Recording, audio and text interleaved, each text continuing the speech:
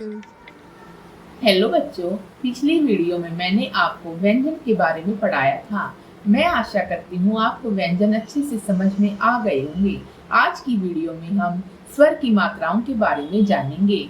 स्वर की संख्या होती है 13, जैसे अ, आ, ई, उ, री, ए, ऐ, ओ, औ, अं, अह।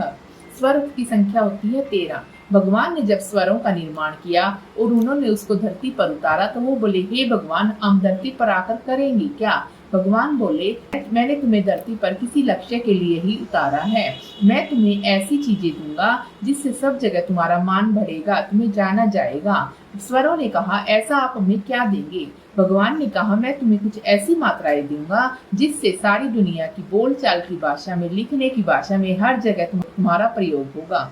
उन्होंने कहा, मैं तुम्हें कोई मात्रा तो नहीं दे सकता, लेकिन तुम्हारा प्रयोग सभी शब्दों के साथ होगा। अगर कोई एक शब्द भी बोलेगा उसके साथ तुम्हारी आवाज आएगी। जैसे क के साथ ए की आवाज आ रही है, च के साथ ए की आवाज आ रही है। फिर आया आ का नंबर। भगवान बोले, मैं तुम्हें एक डंडा दूंगा। एक डंडे वाली मात्रा को तुम्हारी मात्रा के नाम से जाना जाएगा। ये डंडे की मात्रा आ की मात्रा कहलाएगी। ई, छोटी ई।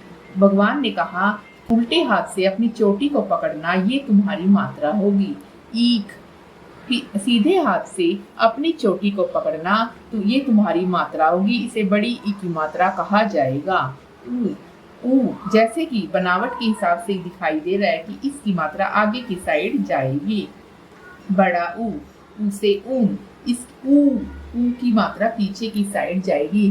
री ऋषि ध्यान मगन अवस्था में बैठे थे। भगवान ने कहा, इनको तो छोटी सी मात्रा दे दी जाती है और उन्हें नीचे से थोड़ा सा घुमा दिया गया, वो मात्रा होगी री ऋषि की मात्रा। ए की मात्रा हमारे सिर के ऊपर एक चोटी। आई की मात्रा हमारे सिर के ऊपर दो चोटियां। ओ ओखली की मात्रा है एक हाथ ऊपर एक उंगली। औ की मात्रा एक हाथ ऊपर दो उंगली। अंग की मात्रा हमारे सिर के ऊपर एक बिंदु।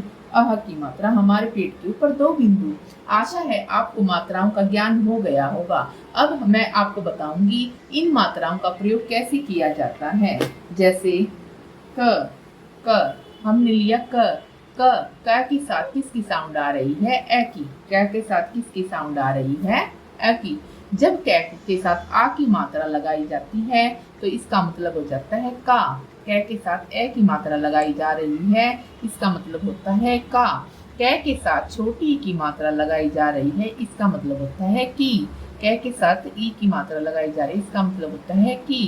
क के साथ जब बड़ी ई की मात्रा लगाई जा रही है, इसका मतलब होता है की। क के साथ छोटे उ की मात्रा लग रही है तो इसका मतलब हो गया कु। क के साथ बड़े उ की मात्रा, इसका हो गया कु। क के साथ री की मात्रा, इसका मतलब हो गया क के साथ री की मात्रा क्री।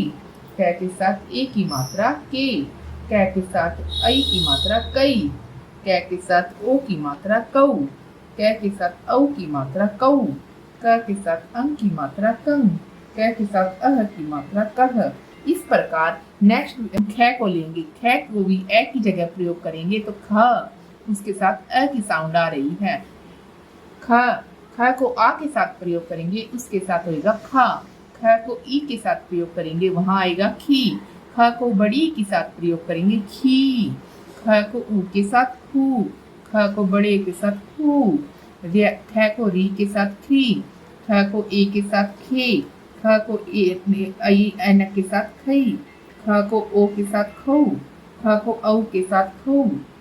ख को अंग के साथ खंग। ख को अह के साथ ख।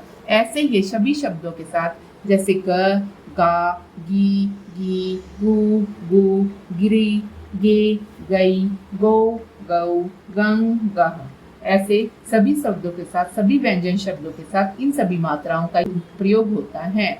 आशा है आपको मात्राएं अच्छे से समझ में आ गई होंगी। अगर इसके बाद भी आपको मात्राएं समझ नहीं आई हैं तो आप मुझे कमेंट करके बता सकते हैं। मैं आपके प्रश्न का जवाब जरूर दूंगी और अगली वीडियो में उस कमी को दूर करने का प्रयास करूंगी। धन्यवाद।